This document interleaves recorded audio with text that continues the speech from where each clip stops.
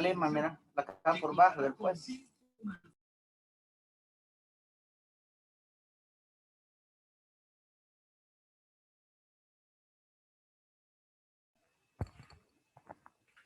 Buenos días.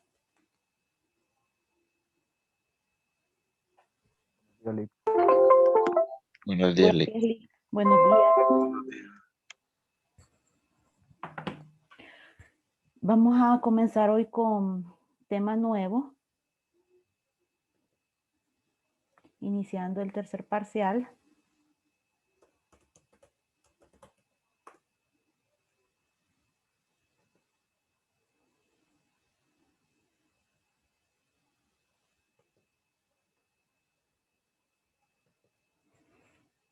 El tema se llama vectores.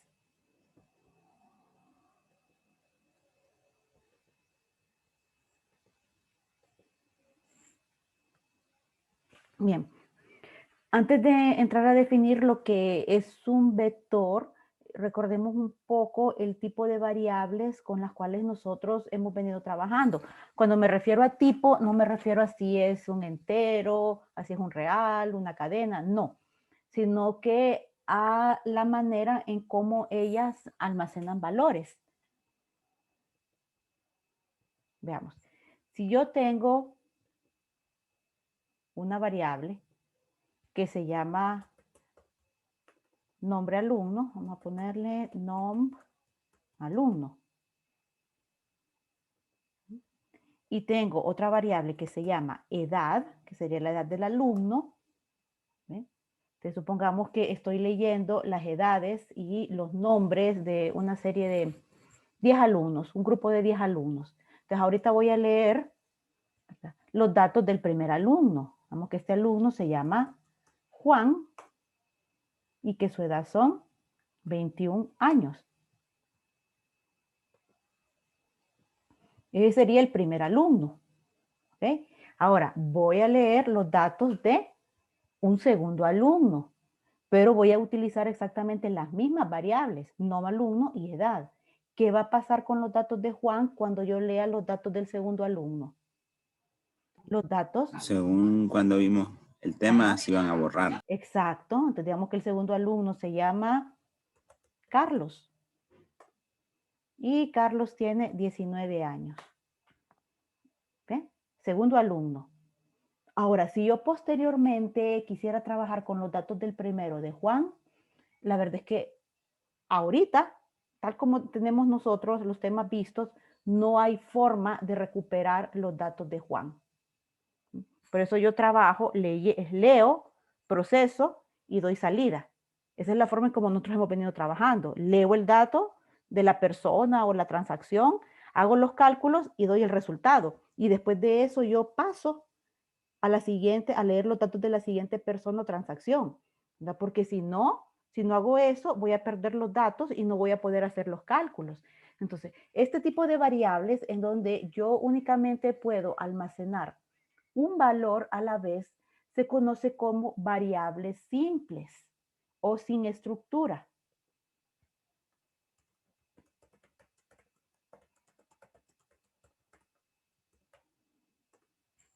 ¿Por qué se caracterizan? Solo pueden guardar un valor a la vez. Que si yo necesito guardar un segundo valor en esa variable, no lo voy a poder hacer. O sea, no pueden existir el nombre de dos alumnos en la variable. No puede existir la edad de dos alumnos en la variable edad, ya que solo puede almacenar un valor a la vez. ¿Eh? Ahora, en contraposición a las variables simples, tenemos lo que son las variables compuestas o con estructura. Voy a bajar esto. Voy a poner aquí vectores.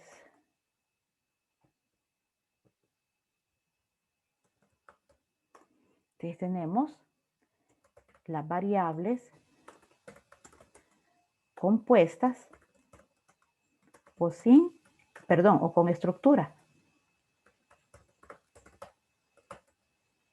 ¿Sí? Existen varios tipos de variables compuestas, pero en esta clase solo nos toca ver lo que corresponde a los arreglos, o sea, los vectores y las matrices. ¿Ven? Entonces vamos a caracterizar que una variable compuesta es la que es capaz de almacenar varios valores al mismo tiempo, siempre y cuando estos valores sean del mismo tipo de dato.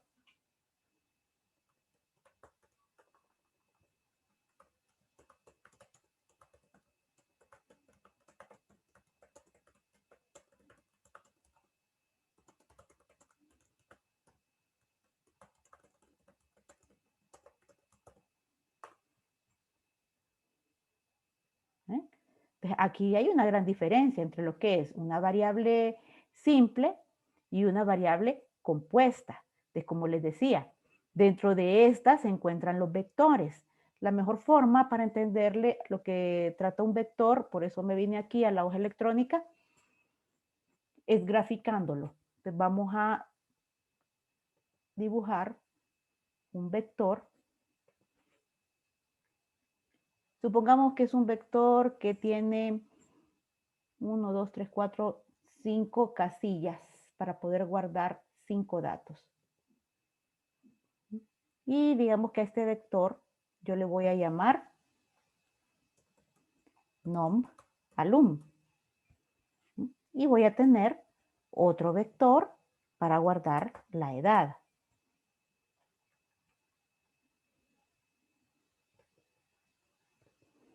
Entonces, cuando yo creo los vectores, yo digo, o sea, cuántos datos quiero almacenar dentro de él. Y eso se le llama tamaño del vector. Si yo voy a guardar 5 nombres, yo necesito un vector de tamaño 5.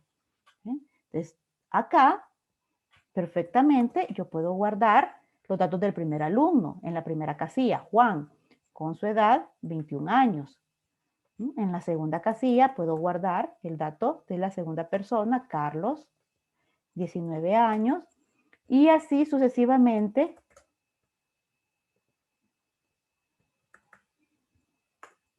hasta que llene el vector, aunque no es obligatorio trabajar con el vector completo.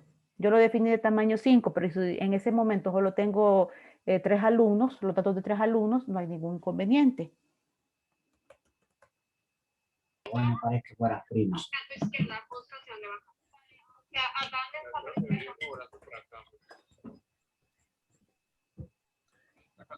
Ahí está.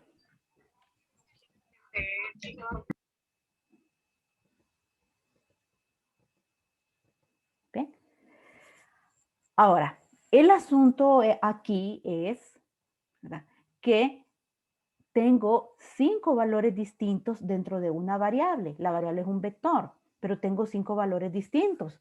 Ahora, si yo hiciera la pregunta, ¿cuántos años tiene María? Para buscar cuántos años tiene María, tendría que buscarlo obviamente acá, pero tendría, cuando la ubique, que aquí están los datos de María,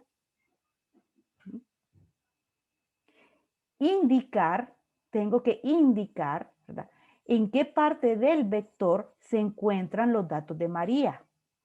¿Bien? Eso de indicar en qué parte del vector o con qué parte del vector estamos trabajando se le conoce como índice. Un índice es la posición con la cual se está trabajando dentro de un vector y está representada por una variable de tipo entero. Generalmente en los lenguajes de programación, que digo generalmente porque no es algo obligatorio, se utiliza una variable que se llama i para indicar la posición con la cual estamos trabajando. Este sería mi subíndice, que es una variable simple de tipo entero. Subíndice.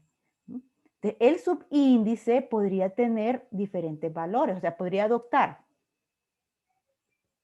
Si yo digo en la posición 1 del vector, si el índice está en la posición 1, si el índice está en la posición 2, en la posición 3, en la posición 4, en la posición 5. Esto significa que No basta con decir nom alum, si estoy hablando de un vector. Tengo que decir nom alum y acompañarlo con su respectivo subíndice. Si yo digo, vamos a hacer una pregunta. Si, edad. Ahorita yo no estoy haciendo la sintaxis de P6, solo estoy explicando de forma general cómo trabajan los vectores. Entonces, si digo, si edad, vean.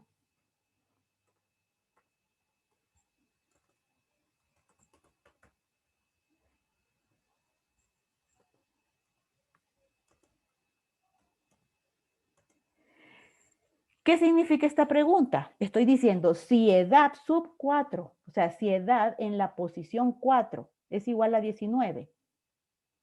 ¿Esto sería verdadero o falso? Pues tengo, para poder evaluar esto, que ir y buscar la posición 4 de los vectores. En la posición 4 está Samira. ¿Y cuántos años tiene Samira?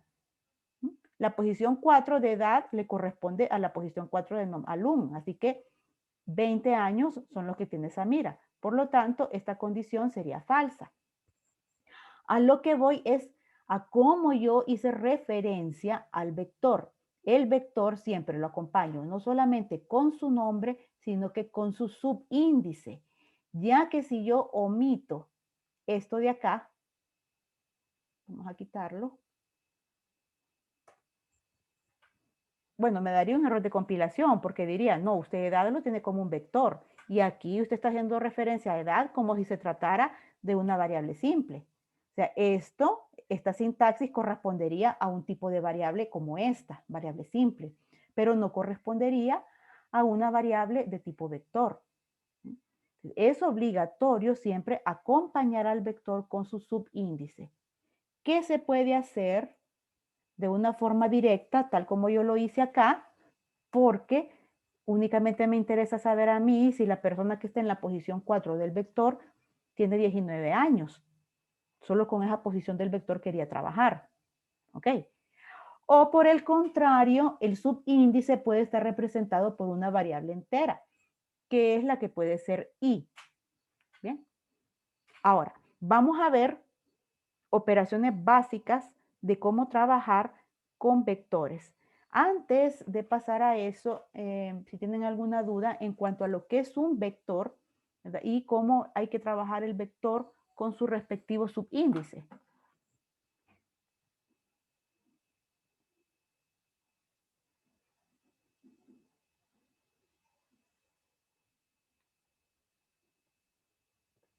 Lick, si quisiéramos abarcar más vectores, pondríamos ahí donde dice si edad 4, se podría poner 4,1, 2, 3, así. ¿Más vectores o más posiciones del vector? Más posiciones. Si usted quisiera ir preguntando, por ejemplo, aquí hay 5 alumnos y digamos un problema. Quiero contar cuántos alumnos tienen 19 años de los que están aquí. Entonces usted tendría que ir comparando, ¿verdad? Contra 19, todas las posiciones del vector. Esa es su pregunta. Sí. Sí, bueno, es a lo que iba. Cuando yo necesito trabajar con todas las posiciones de un vector o con parte, o sea, pero siempre más de una, yo no puedo hacerlo de forma manual. O sea, que yo no podría decir, ok, si edad en la posición 1 es igual a 19, entonces, si edad en la posición 2 es igual a 19, entonces pues no voy a hacer 5 filas aquí preguntando por cada fila si la edad es igual a 19. No, no voy a hacer eso. Me voy a auxiliar de un ciclo de repetición. ¿Por qué? Porque el ciclo de repetición me va a ayudar a movilizarme a través de las distintas posiciones del vector.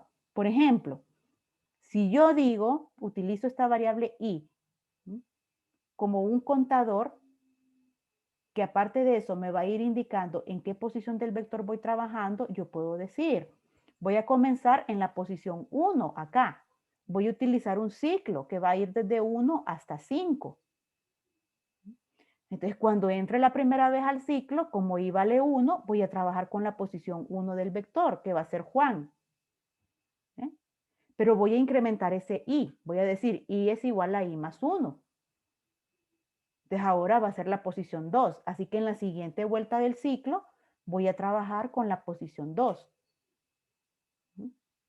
A la siguiente vuelta del ciclo, como tengo que incrementar en más 1, voy a trabajar con la posición 3. Entonces fíjense cómo el ciclo de repetición me va a ayudar a hacer este movimiento. De la posición 1 a la posición 2, de la posición 2 a la posición 3, etc. ¿Por qué? Porque este índice yo lo voy aumentando en más 1 en cada iteración del ciclo. ¿Ven? Comienza en valor 1. Primera iteración. Más 1, 2. Segunda iteración, posición 2 del vector. Más 1, 3. Tercera iteración del vector. ¿Ven? Entonces ahí me voy movilizando a través de todo el vector. ¿Le despejé su duda? Sí, gracias. Bueno.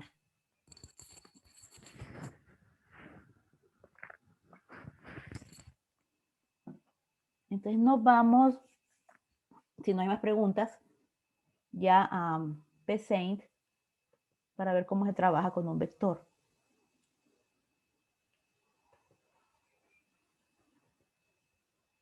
Este es un algoritmo bien básico porque solo me interesa ahorita que miremos cómo se declara un vector.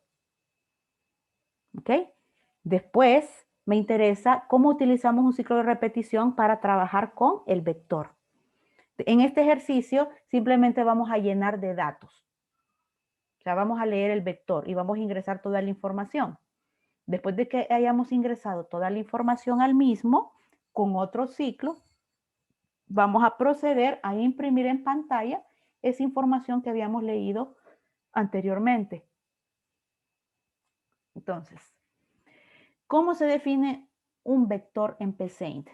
Utilizamos la instrucción o la sentencia dimensión. ¿Okay? A continuación, declaramos el nombre del vector. Este vector se llama num.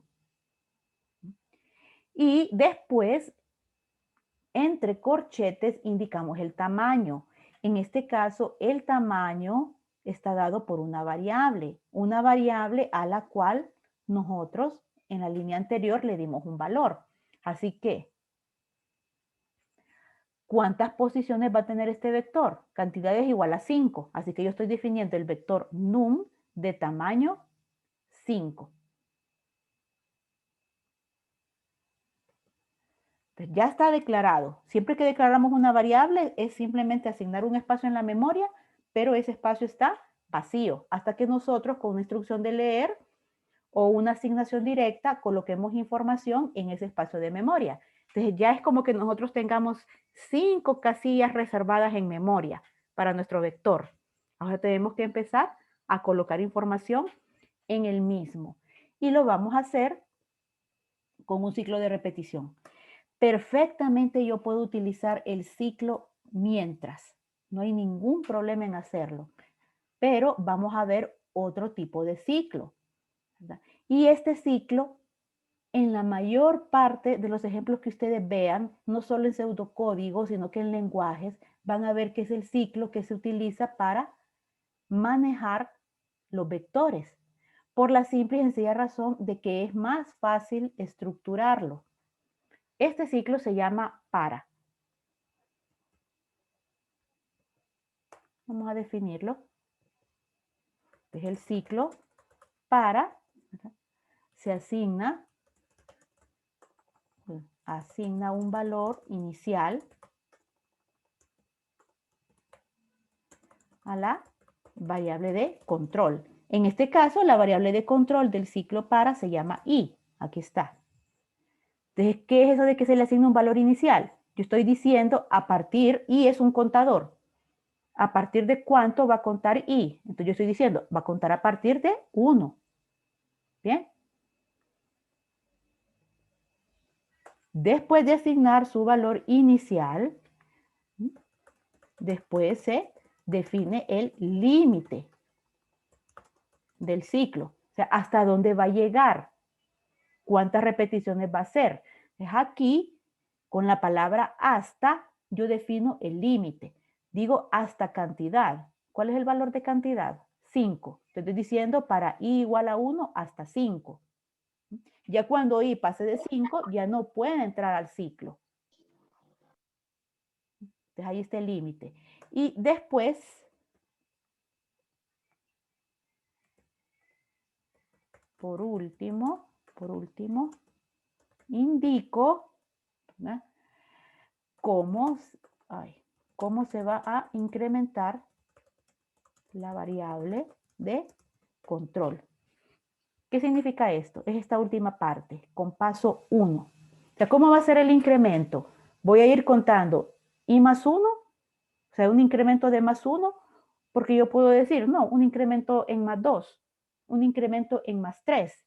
Entonces, si fuera un incremento en más 2, yo diría, con paso 2. Si fuera un incremento en más 3, con paso 3. Entonces, por ejemplo, si yo digo que empiezo en 1 y yo cambiara acá este valor y les dijera, no, con paso 3, ¿con qué posiciones trabajaría yo? Empezaría con i valiendo 1. Trabajaría con la posición 1 del vector. En la siguiente interacción, como me dicen que hay un paso 4, tengo que hacer un más 3. Un paso 3, perdón. Tengo que hacer un más 3, entonces 1 que tenía del valor inicial de i más el 3 hace 4. Entonces la siguiente posición del vector con la que voy a trabajar es el 4.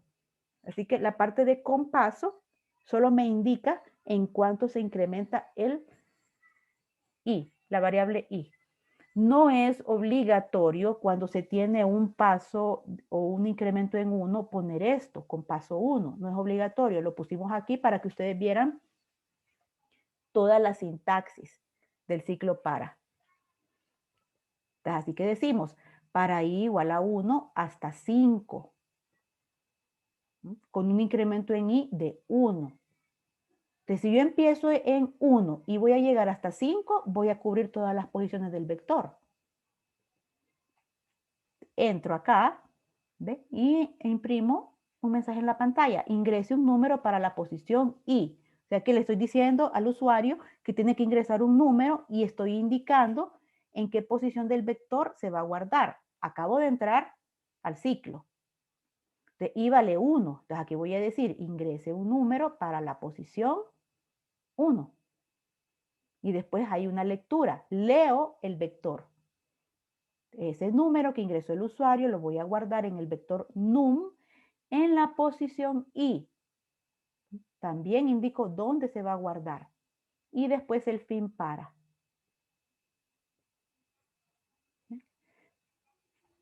Vean que yo no tengo que hacer acá algo que hacía yo con el otro ciclo, con el mientras, que era incrementar el valor de la variable de control.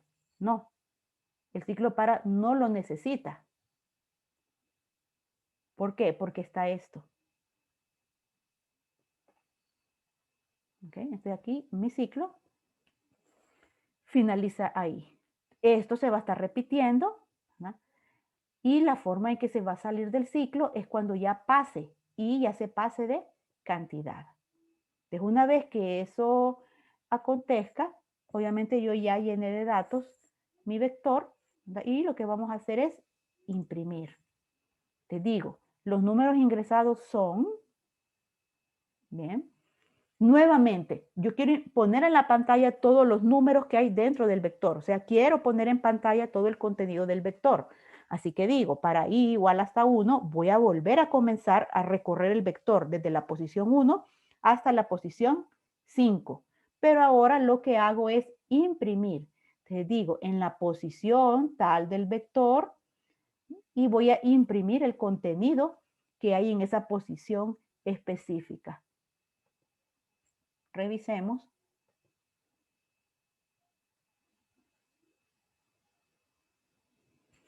Entonces, número en la posición 1. Tenemos 56. Este es el valor de i. Ahorita i vale 1. Entonces, número en la posición 1, 56. Bien. Ingresa el número en la posición 2. Ya hay otra vuelta del ciclo para. Entonces, ahora i vale 2. número en la posición 3. Ahora i tiene el valor de 3. Recuerden que este i representa el valor de la posición con la cual estamos trabajando. Te estoy leyendo la posición 3 del vector. Ahora la posición 4. Y la última posición, la posición 5. Aquí terminó la lectura. Después imprimo. Los números ingresados son: en la posición 1, tal. En la posición 2, tal, etcétera. Esa es la forma en cómo nosotros recorremos un vector. Cómo leo datos en el vector, ¿verdad? Y cómo imprimo datos que están dentro de un vector. Revisen, por favor.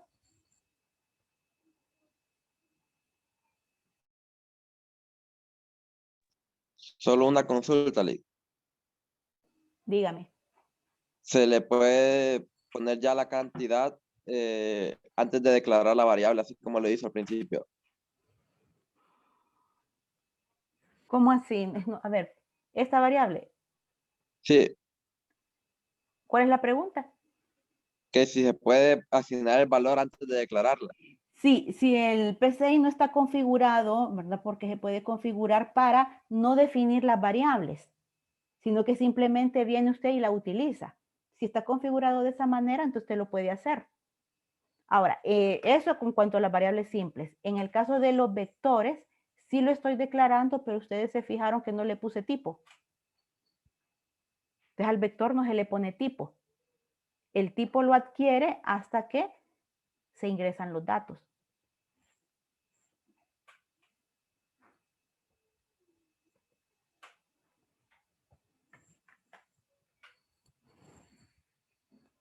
¿Alguien más tiene dudas?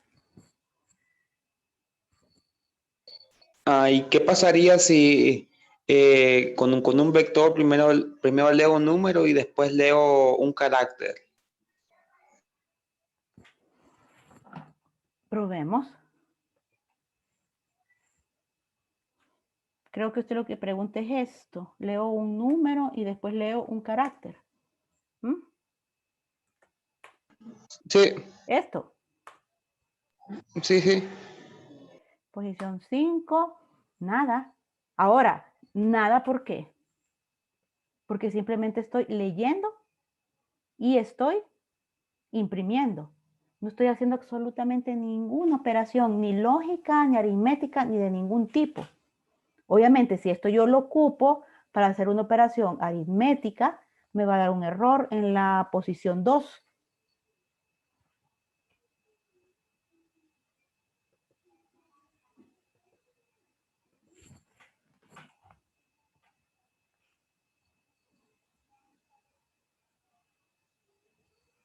¿Alguien más tiene dudas?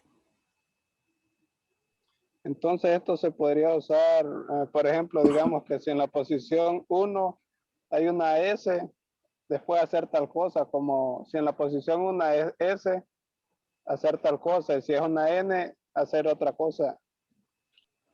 Pues, bueno, es que eso depende de lo que usted quiera hacer con los vectores.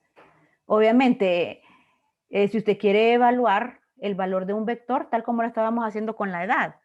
Si la edad sub i es igual a 18 o 19, haga tal cosa. Si no, haga otra cosa. O sea, el proceso que vamos a realizar va a depender del ejercicio que nos estemos planteando. Lo único que hay que tener en cuenta aquí es que si se trata de vector, siempre va a tener que trabajar con su subíndice, con esto. Tiene que ir acompañado con eso. Y que para poder trabajar, ¿verdad?, con una parte o con la totalidad del vector, yo tengo que estar dentro de un ciclo. Eso. Pero de ahí en adelante yo trabajo normalmente. O sea, yo puedo tener decisiones, ¿verdad? Yo puedo tener operaciones aritméticas. Lo que se requiere en el ejercicio yo lo puedo trabajar con un vector. Entonces, si yo quisiera, por ejemplo, aquí decir, ¿y cuántas personas son mayores de edad? Claro que lo puedo hacer. Solo tengo que plantear una instrucción sí que evalúe la edad de la persona, si fuera el caso aquí.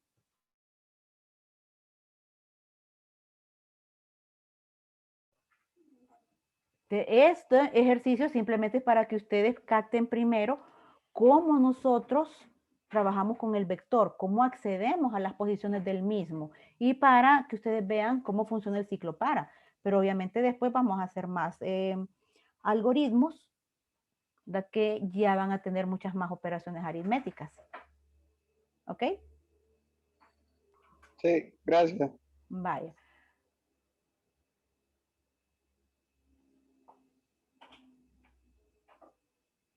Hagamos algo. Digamos que queremos nosotros contar cuántos números de los que se están leyendo en el vector son mayores a 10. ¿Cómo haríamos eso? ¿A dónde podríamos la condición? Entre los dos ciclos para. Aquí. Sí, Poner otro ciclo. sí, el ciclo sí. Sí, No, por decirlo así. sí no es un ciclo. Es un condicional. Bien, podemos hacerlo. Vamos a hacerlo así. Aquí estoy leyendo. Aquí ya leí uno de los números. Entonces yo puedo aquí perfectamente preguntar si num sub i, que dije, los mayores a 10, ¿verdad? Es mayor a 10, entonces, ¿qué va a pasar acá si yo hago eso? Leo un número y pregunto si es mayor a 10. Te puedo decir contar 10 es igual a contar 10 más 1.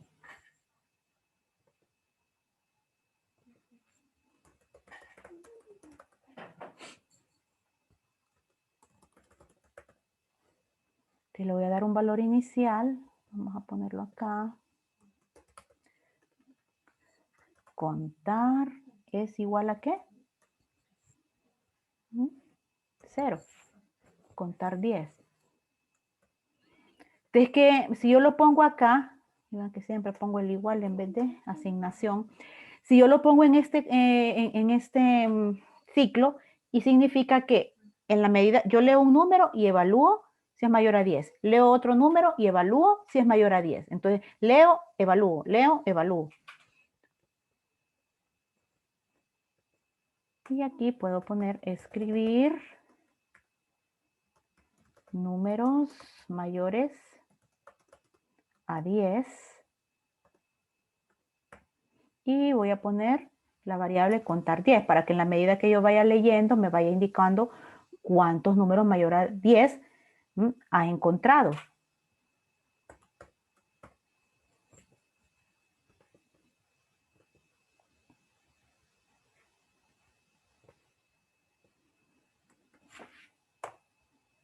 Mire, ahorita ya encontró números mayores a 10, encontró 1. Aquí no imprimió nada, ¿verdad? Porque no se cumplió la condición. Entonces todavía vamos con solamente un número mayor a 10. Miren, números mayores a 10 ya encontró 2. Es la tercera lectura. Y de esos 3 números que leímos, ya 2 son mayores a 10.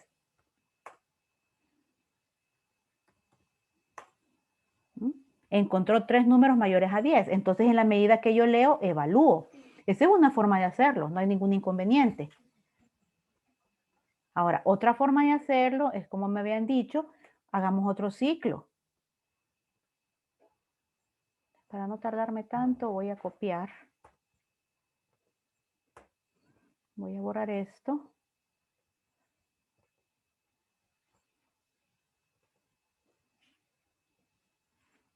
Pero primero acá, ¿cuál va a ser la diferencia? Voy a quitarlo de aquí.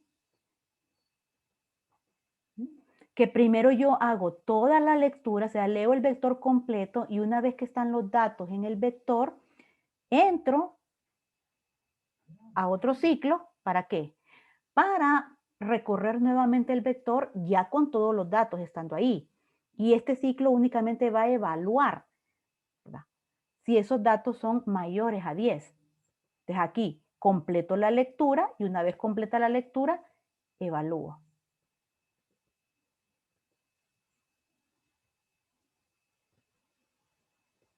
Entonces tengo 6, miren, ahí no me va a poner número mayor a 10. ¿Por qué? Porque primero va a completar la lectura.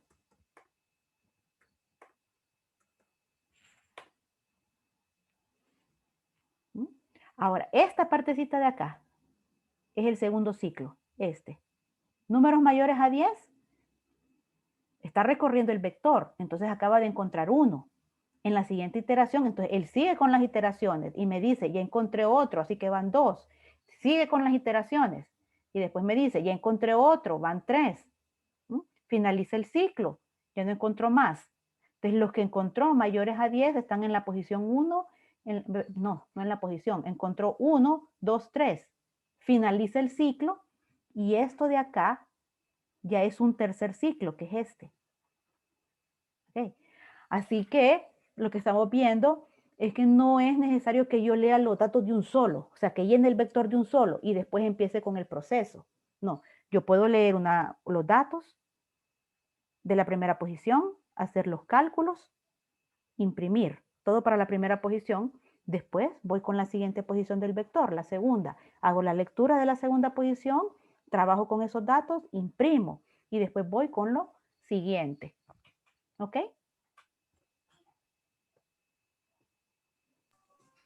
Ok.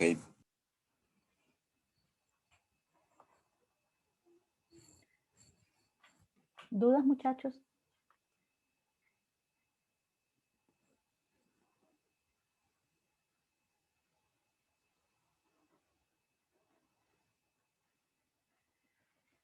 Si no hay dudas, lo vamos a dejar hasta acá. Les puse material sobre este tema en el campus para que ustedes lo chequeen. Mañana vamos a seguir con más ejercicios. Entonces me gustaría que lo revisen hoy, ese material, y así mañana, al inicio de la clase, si tienen dudas, las podemos despejar.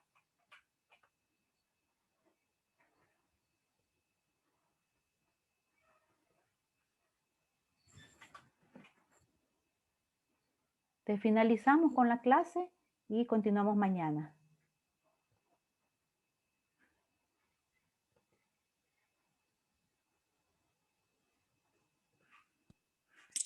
Gracias, Lidia. Buen día, Eli. Buenos días.